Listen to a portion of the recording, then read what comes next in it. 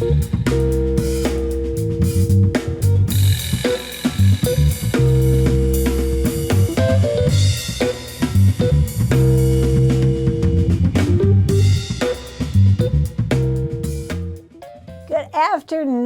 Welcome to the Chicago Money Show. We help you get informed, feel engaged, and have fun with your finances. I'm your host, Bridge Sullivan Mermel, and I own a fee-only financial planning practice in Chicago. Our guest today is Kathleen Rehl. She's a thought leader on retirement and money, farm girl, artist, teacher, college professor, fundraiser, financial planner, and then a public speaker. She inspires me because she combines so many forms of wealth and prosperity in her thinking and by her examples. We film this live, and so we're taking your calls. So call the number on your screen and ask a question. A little bit more on Kathleen. After her previous husband died, she wrote a book to help other widows. It's called Moving Forward on Your Own, a guidebook for widows. She writes for AgeBuzz.com, HumbleDollar.com, and 60andme.com. You can find her recent articles on her own website, which is KathleenRehl.com. We'll be talking about retirement, about leaving a meaningful legacy, about how to talk with loved ones about your end-of-life plans, and romance and widowhood. All on the episode of Chicago Money Shows. And again, we're taking your calls. So call us at the number on the screen and ask your questions. So, Kathleen, welcome. Hi. I understand we're going to have fun today. Hey, it's going to be really fun. Okay, so you worked with people when they were approaching retirement in your financial planning firm years ago, and then you started another career. How did you approach retirement? My own retirement or my client's retirement? Your own retirement first. Well, I haven't got to my own retirement yet, so I'm in retirement right now, but I'm not retired. With my clients, we had a series of meetings. Sometimes we talk about insurance, sometimes investments, sometimes taxes, and we had a couple of segments on estate planning. So they just expected that we're going to get around to estate planning. And we dealt with, first of all, we deal with the documents, the legal documents, like the will and the trust, the durable power of attorney for healthcare, making sure beneficiaries were correctly identified on transferable on death, all that kind of stuff. And then we also dealt with passing on a legacy of who and what they really are, their stories, their hopes for the next generation, all those things that aren't in a legal will, but are important. Great. So this is going to give us a lot to talk about.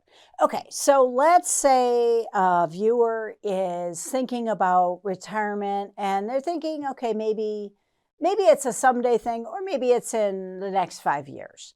And let's say they think financially they'll probably be okay. What are your ideas for how to think about it? Like, what are the other things you think they should be thinking about? Yeah, what great conversation that I would have with them is, what is retirement going to look like for you? And I love doing these little exercises with clients. And so if it was a couple client, this is one that I would do. Had a piece of paper, and I split it up into, look kind of like a calendar week: Monday, Tuesday, Wednesday, Thursday, Friday, Saturday. And that was across the top. And then going down was morning, and afternoon, and evening.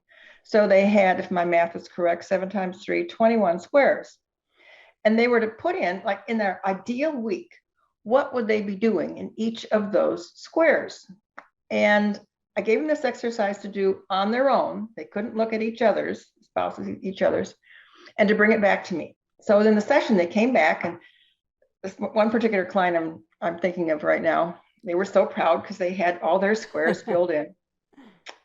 And I set them down across from me, facing the chairs facing each other. I said, okay, I want you to talk about what it is you're going to do. So the wife started out first, and I should have told you, wife had retired already a few years before, and she was at that stage. The husband, who was a clergy, a pastor, I worked with a lot of clergy. That's a whole nother story. But so he was up for retirement in about a year. All right. So the wife starts out and she's reading, and she's got some blocks where this is where she goes grocery shopping, and this is where she picks the kids up after school, and this is where she plays bridge with her girlfriends, and she's got everything outlined. And she finishes it all and she's smiling, so she's happy because she got her little assignment done.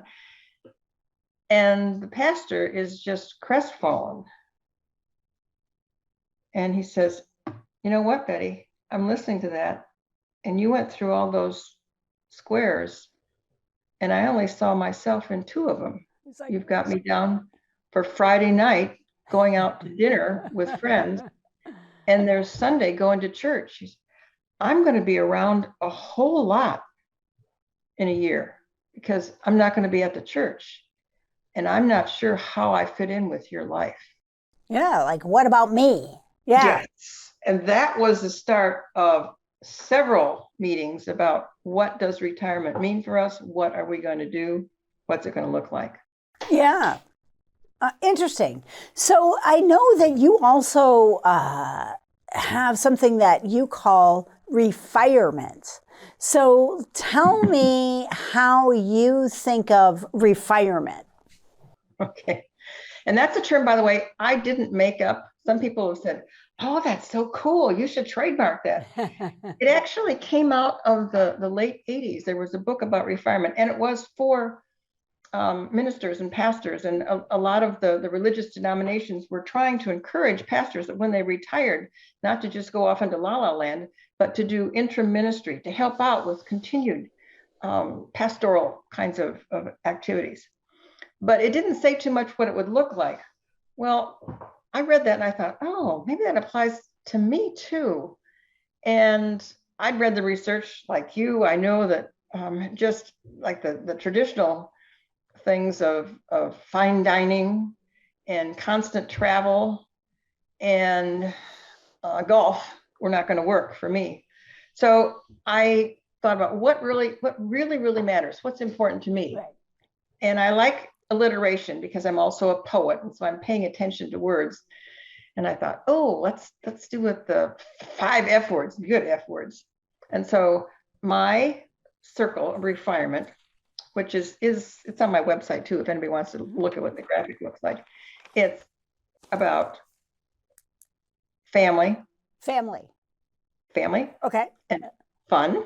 Okay, good. We like and fun. I'm kind of stretching this one with focused -purpose. So I'm calling that word focused purpose. And friends and fitness, body, mind, and spirit. So I'm looking for activities that fit into these different categories. And I purposely balance that out because otherwise, some days, I mean, I could just go down a rabbit hole. I could just write all day long. And for me, that's fun. Well, I need to think about some things, related to my husband and some other activities too. So I'm looking at all those factors. Like I said, the research shows that people that have a sense of purpose, a meaning in their life, are much happier. So when I have left my encore career, which was the teaching and the research and professional writing on topics related to widowhood, I knew I had to have some new kind of a focused purpose. And so for me, it was more of the writing and publishing of stories and poetry, and helping others who wanted to do legacy poetry and stories. And then being an ambassador for nonprofits, helping them to grow or even establish their endowment funds. So you've got your 5 Fs. One of the things I'm curious about is, and so that's family, fun, focus, friends, fitness. Do you think everybody has their own areas, or do you think everybody could just, well, I mean, a lot of these sound good to me too. Yeah, but no, mine's custom for Kathleen. Okay. So you're saying everybody kind of figure it out. Another thing that I've heard about retirement is that if you think about the different roles that you can play in life, and you think of, if you don't consciously think about the roles that you want to play, you'll end up, the people tend to end up in the caregiver and the home taker care Run errands. role. and there's nothing wrong with those roles if that's what you really want to be doing. But taking care of the house can take up as much time as you want to give it. And if you're the neighborhood caregiver for everybody, that's, again, that's great. If that's your calling. What are your thoughts there? It's a good thing to learn to say no. Because when because I had announced that I was leaving this Encore career, and I had all of a sudden many requests. Oh, be on this committee, or we'd love to have your help here, or this. And it's like, oh, that could be a full-time job. So early on, I had to say, oh, that sounds interesting. I'll think about it. I've got several possibilities that I'm playing around with where I really want to put my energies and my effort. So I didn't tell them no, but I thought about it. And for a lot of them, I said, doesn't quite work. Right. That makes sense. So let's switch on to talking about end of life issues, or like the end of people's kind of planning around what the end of their life might be like. How do you tell people, like in a couple, to approach this conversation? What we're doing now with some of our legacy work in the nonprofits and the congregations that I'm working with is being curious, asking the questions such as,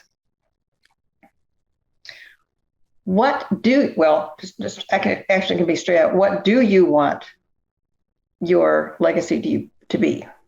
And using stories, because we all know people who didn't do end of life planning and they wind up just leaving a mess. Right. And that's what their families got to deal with, because they didn't have the documents in place. They've got stuff to the hilt that they didn't get rid of. Right. And so that's what their family is going to remember them for. And so when I would ask that question to my clients, or when I'm asking that question now in some of the workshops we're doing, people agree, no, we don't want to put that burden on our family, or those are going to have to take care of things after we're gone. So, and I've heard people, like I hear from children who want to broach the topic with their parents. A lot of times they're adult children. They are adult children. They could even be in their 50s easily, or maybe even 60s, but they want to broach the topic with their parents. Do you have any like language, like how do you go about this? I mean, a lot of people don't like to think about end of life, except for people who they really dislike. I might be okay thinking about that person's end of life, but not like somebody who I actually like. So a lot of people, this is an avoided subject. So how do you, any language that you recommend? I might go at it again with a story. Oh, Mom, my friend Helen's dad just died. And Helen she's just going crazy because she can't find any of the paperwork. He didn't leave anything behind. And one of the worst things is her mom can't get into the digital accounts because she didn't know the passwords and the pins. And I got to thinking, oh my gosh, I hope my parents have got everything all straight. So I'm asking you, Mom, have you and Dad taken care of this? So tell a story. That's a great idea. Okay, we have a caller. So, caller, if you can give us your first name and the neighborhood you're calling from, that'd be great. Hi, this is Rob from the Gold Coast. Hey, Rob, why don't you go ahead with your question? Okay, well, actually, I think it came just in time, actually. For my parents who are getting up there in age, they have some stuff that are squared away, and we're starting to talk about it. But is there like 5 top things that you would recommend that people do, or maybe I should do? I could ask my parents about for their legacy or their end of life issues. Great. Thanks so much, Rob, for that question. We really appreciate it. Okay. So let's give us, Kathleen, top 5 list. And I think let's start with the pragmatic stuff. Yeah. The will and the trust. Is that in place? Okay. 'Cause it's amazing. It's amazing how many people do not have that in place. So and for some, it's a will is going to be all that they need. yeah, I don't think But everybody some- needs a trust. No, some people may need a trust. Mhm. It depends on what the situation is, Right. ma'am. So Okay. that's the basic. That takes care of, handling a lot of the Right. stuff. And the advanced healthcare directives, very, very important. Yeah, that's a mouthful. Let's talk about what that really means. I can include living will, Mm-hmm. and that's what you do and don't want to have happen when you are cognitively impaired, Right. or you're expected that you're in a situation where you are going to die. Right. And what is it? What is Or it that just you can't answer the question. You know, the 911's called, they show up at your house and you can't answer any questions and so it could be just, doesn't have to be, you're about to die. It could be just a short situation. So that is the advanced directive and the healthcare power of attorney. Is that what it is? there's the healthcare power of attorney, right? Those, Okay. and sometimes attorneys will put those documents together. Sometimes they're separate, like 5 Wishes, which is a great source that I don't know if they're still free, but if you Google that, you can get that. And many hospitals I know use that. We have another And- call. Okay. So we're going to come back to our important things that you should have after our caller. So caller, can you give us your name, your first name, and your neighborhood that you're calling from? Yeah, good afternoon. My name is Bill. I'm in Smith Park. So I heard you mention trust and wills. I am single and I have no children, but I do have family that I would like to, have my estate go to. So I mean, they're related families. So would a trust or a will work better in that situation? Thank you so much, Bill. What's your thought? We're both. We're not attorneys, just so you know. Yeah, it depends on what you want to accomplish. If it's something very simple that you've got 5 relatives and you want to divide everything up, 20% for everybody, most like, but I don't know your situation, what your assets are, what all your stuff is. You really probably want to talk with an attorney on that, but And there are some assets like your retirement assets that aren't going to be controlled by your trust or your will. They'll just pass directly as you identify. So it depends on your situation. Yeah. So IRAs, 401ks, and life insurance proceeds are generally, you actually put it in the, you name your beneficiaries. Yeah. And hopefully, Annuities. Yeah. And so that you can move that pretty easily. You can identify that. Yeah. Something that I've personally done that in the caller's situation may be appropriate too. If there are special causes or organizations that are important to you, you can remember charitable organization in your estate plan. And there are some ways that are more effective than others. I've personally just set up my own testamentary, this is going to be a mouthful, testamentary charitable remainder unit trust to benefit my son after I'm gone. It'll give him lifetime income. So there are just a myriad of wonderful possibilities out there. That, we could spend the whole afternoon just talking about that, but I bet we probably want to move on to some widow topics. Yeah. So the other thing I just want to mention is that doing something is generally better than doing nothing. So having some written documentation of what your intentions are is better than just leaving it alone. So, and you don't have to, it's not like you're setting this in stone. So you can change your will. And if in the future you think, okay, I'm going to need a trust, you can put that into place at that point. So I look at estate planning as something to review every 10 years, just to update it and see, okay, is this still what I want? And it can change. And that's why it's called a revocable living trust. Okay. So now back to those documents that we want to make sure we have. So we will maybe trust if that's the person, and then the health care, both power of attorney and the directive that kind of tells people what to go with. What about? There's one other document that not everybody's going to be looking at this, but it's a do not resuscitate order. And I've had clients that have used that. And in fact, there was one situation where the EMT squad arrived and was going to bring him back to life. And she said, no, that's not what he wants. And she pulled out the do not resuscitate order and they quietly left. And so he wasn't revived.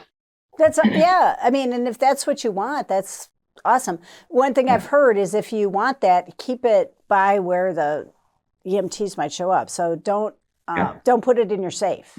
When my mother was at the end of her life, and she was in the hospital, and they wanted to put her on artificial everything, tubes, and I said, that's not what Mom wants. And that was her living will. We had that, and they read that again. They said, okay, what is it you want? And I said, just palliative care. Just that's all. Yeah. So palliative care just means keep her comfortable. It took me like 4 years to look that one up.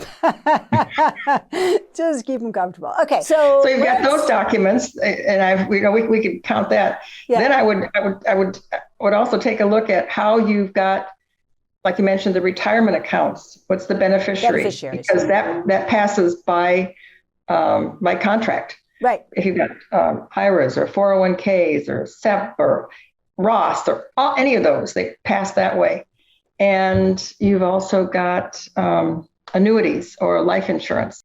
Right. So you want to look again at the beneficiaries and make sure those are up to date. Okay, so I want to switch gears a bit and talk about death of a spouse. So I know that your previous husband died, and my question for you is kind of what's it like, but also what can help people that are in that situation, particularly financially, but just in general? Like, because, how do you help people that are going through that? Yeah. Well, it's a poignant question that you're asking right now, because the date is today is the 11th of February, and we're right before Valentine's Day. Right. And tomorrow is the 15th anniversary of my husband's death. And it doesn't seem like it can be that long, but it is. It was 15 years ago. And 5 weeks after he died, my widowed mother passed. And I was no stranger to death because my daddy had died less than 2 years before that. And then on top of everything, my cat croaked. I literally thought that I was going crazy. And widows often refer to this as the time of their widow brain. And there's research on this, like the cognitive functions, they just go right out the window. And you forget things, you have trouble sleeping. It's a very, very, very difficult time. And that initial grief phase is when a widow does not want to make any long range financial decisions that she might not be thinking straight on. And talking about things for widows, if they go to my website, there is a free e-booklet so you can financial steps for recent widows. It's actually piece from the book, and that's got things to do and things not to do, people to contact. Yeah.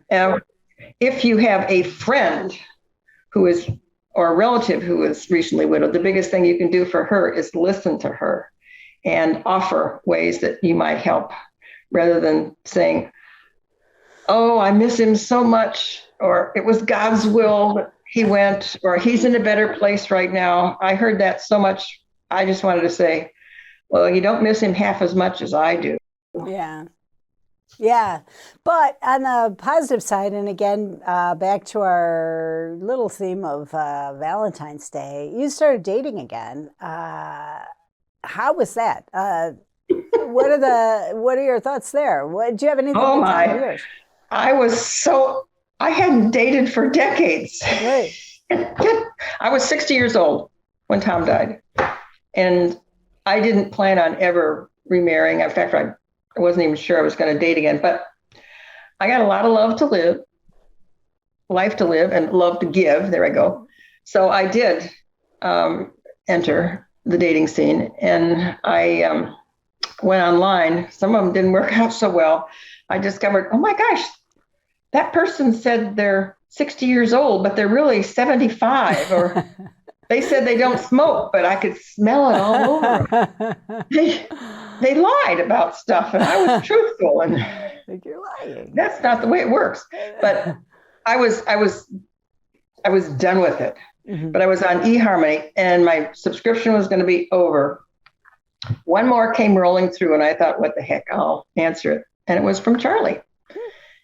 And he too was getting ready to sign off of eHarmony, but we had a Coke date, and that went well. And we had a bicycle riding date with a picnic, and that went well. And I said, oh, he's such a nice guy. I got to tell him. So I said, Charlie, if you're looking for a wife, I got to tell you right now, it's not going to be me. So we might as well not even date anymore. And he said, well, I'm just looking for somebody to go on a bike ride with. I'm not.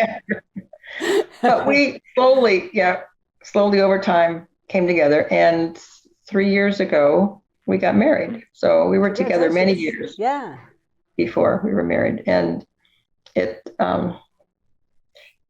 my research team and I did a whole research study, which you can find on my website, that was published in peer-reviewed academic journal about later life love and finances. And that's a real tricky thing, because when you're young and you get married, it's like you're both just starting out and you don't have anything to begin with.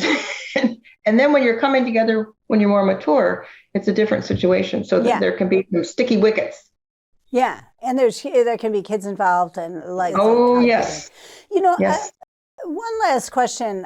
We're just about wrapping it up. Is talking about people's legacy, and I know that one of the things that you're interested in is not just financial. Well, financial is part of it, but having people intentionally think about what do I want my legacy to be, and so I'm wondering about your suggestions for how to approach it. Right. Now, I have one more question too. Does everybody think this way, or is it just you and me? I mean, does everybody think about their legacy, or a lot of people because I took my clients through this, and a lot of people hadn't thought about it, and they got really excited about like sharing their stories, like I said, their hopes for the next generation, their dreams, their aspirations, and enjoyed the process that I took them through. And now we're doing, I'm teaching, it starts Valentine's Day, actually. It's the third cycle it's the fourth time. Sometimes I teach them at Lifelong Learning, but it's like Your Story Matters. Writing and sharing legacy stories, poems, and letters. And it's a lot of fun. I've personally written about 100 poems and stories and letters, and it's highly satisfying. It also can be cathartic. So I'm doing it for, my family, but I'm doing it for me. And I found it helps me understand myself better as I write. Yeah. Well, one of the things that in the research that I've done about meaning is that people put together meaning, like at the end of their life, they can put together the meaning and really see threads that they couldn't see as they were going along. And so it can be very meaningful to think about it. So it can be a very happy, meaningful time when you're doing this, thinking it through. Yes, totally agree. And again, that's another one of the little booklets that they can get for free. There's different ways that you can write. And some of my clients said, I don't know I'm not a writer. How do I start? Well, one way is you can use this little approach, Legacy Life Print. Very good. It's like a cookbook, an approach that gets you going. Through. Right. All right. It's a starter. Kathleen, I really want to thank you for being my guest today. Oh my gosh, a half an hour just flew by. I know. My name is Bridge Sullivan Mermel, and I own a family financial planning firm. Check out our website. It's chicagomoneyshow.com. There you can see earlier shows or previous shows and sign up for our newsletter so that you get a heads up before our upcoming shows. If you've got questions for this episode or for future episodes, please email us. That's at ask@chicagomoneyshow.com. Thank you for watching.